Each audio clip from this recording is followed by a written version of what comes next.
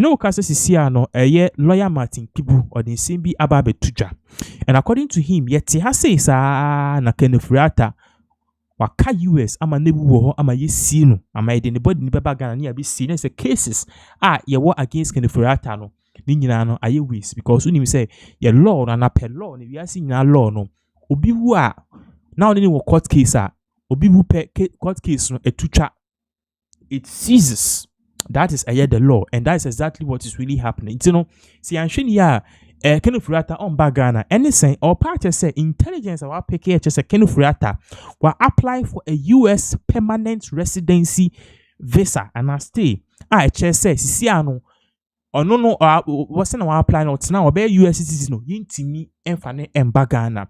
Now you ready we are near video on this same issue or say private legal practitioner lawyer Martin Kibu has claimed that his intelligence indicates former finance minister Ofori-Atta has applied for US permanent residence, which will complicate efforts to bring the former minister back to Ghana. Back to what? Ghana. So that is exactly that's exactly that. I mean, who can say, you know, intelligence on also pick here or the ababe tuja ubia can accept and no. Now we'll be moving on and we'll also be looking at other issues currently in regards to this same Ofori-Atta because we know who can say, you know, majority MP or the same be ababe tuja nipa or the same be ababe tuja no.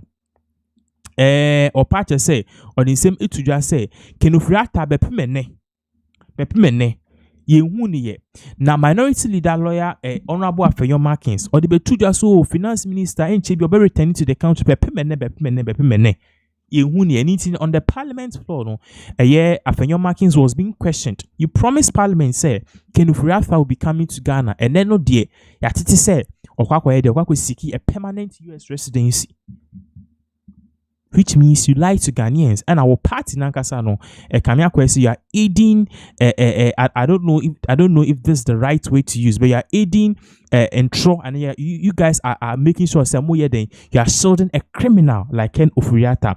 You could see the back and forth a course so our parliament house now your question lawyer honorable Afenyo Markins say you promise say you guys will bring back a Ofori-Atta. Crowd by Parliament, so Ofori-Atta will be returning next month. And net die, Tinsema a course. So, you share this particular video involved of Insema a course, a babaka, a better. To solicit an answer from an honorable minority leader. He gave us authoritative information that by February 18th, the honorable former finance minister was going to be in Ghana. So I'm saying, where is the former finance minister? I thought you were going to tell us his whereabouts. Ministers of finance who have occupied that office after their tenure, they remain in this country.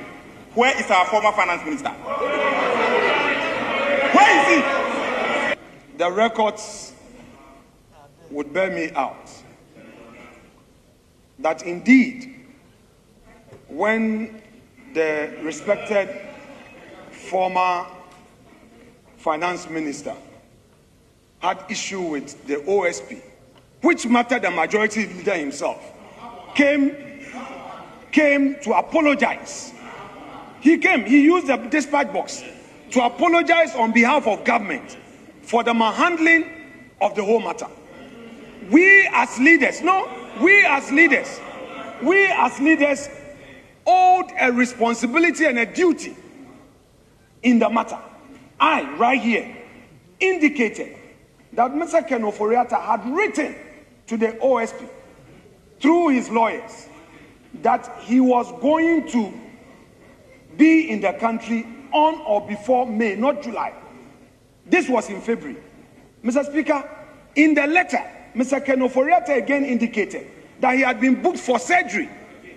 When the time came and his doctors further advised that the surgery will require some healing process, Mr. Speaker, he again wrote, this time not only a letter by his lawyers, the letter from his doctors. It is not a matter of I resigning or making a promise and failing to honor that. Let's put things in proper context.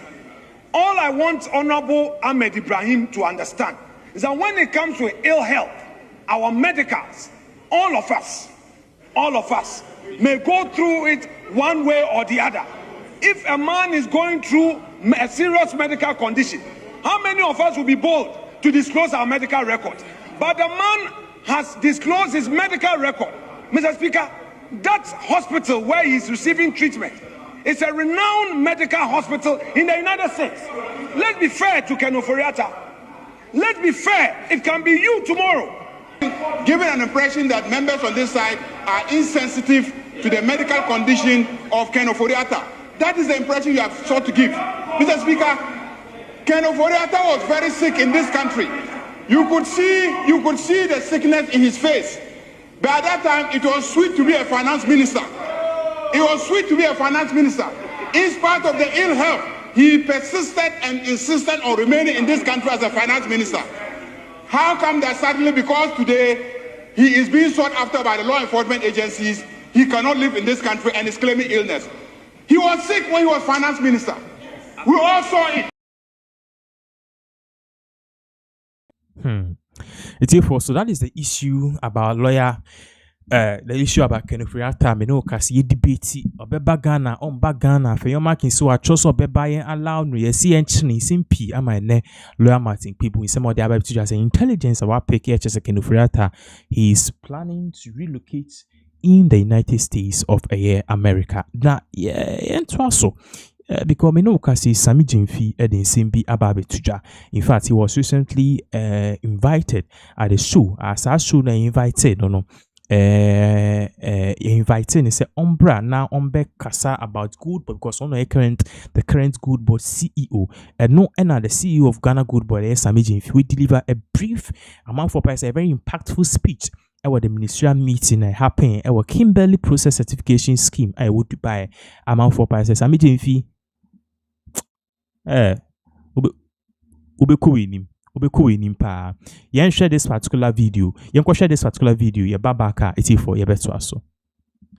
Your Excellencies, distinguished ministers, Chair of the Kimberly process, KP Executive Secretary, esteemed delegates, ladies and gentlemen. It is an honor to address you on behalf of the Republic of Ghana at this important ministerial meeting. We are grateful to the United Arab Emirates for hosting this crucial meeting. For over 2 decades, the Kimberly process has been a historic achievement, a collective effort to ensure that diamonds do not become instruments of conflicts, wars, and human suffering. Yet the nature of conflict has evolved. Conflict is no longer confined to rebel armies in the bush. Today, diamond communities may not hear gunfire, but they feel the violence of exploitation, dispossession, and exclusion. Sadly, necessary reforms in the diamond trade have stalled. While we debate, the world changes. The landscape of the diamond trade is fast shifting, and the moral cost of inaction continues to rise. Many diamond communities still live with the scars of conflict, exploitation, and exclusion. This cannot be the legacy of the Kimberly process. The options before us on the definition of conflict diamonds reflect the shared desire of all participants to respond to these changing realities. Ghana recognizes the legitimacy of the concerns, perspectives, and aspirations embedded in each proposal. What matters now is our collective willingness to find common ground and to act decisively. Ladies and gentlemen, consensus is at the heart of the Kimberly process. But consensus, as has already been said, must be a path to progress and not a recipe for paralysis. We may not find a perfect text that satisfies every delegation on every point. What we can and must do, however, is take steps, however modest, to strengthen the credibility, relevance, and moral authority of this process. Ghana believes in consensus and urges all participants to focus on areas of convergence, listening carefully to one another, and pursue solutions that protect vulnerable populations while safeguarding legitimate trade. Let us not allow the quest for perfection to become the enemy of meaningful incremental reform. Let history record that this crucial meeting chose renewal over stagnation and cooperation over narrow interest, and that we move forward, even if by small but significant steps. Ghana stands ready to walk this path with you. Thank you for your attention.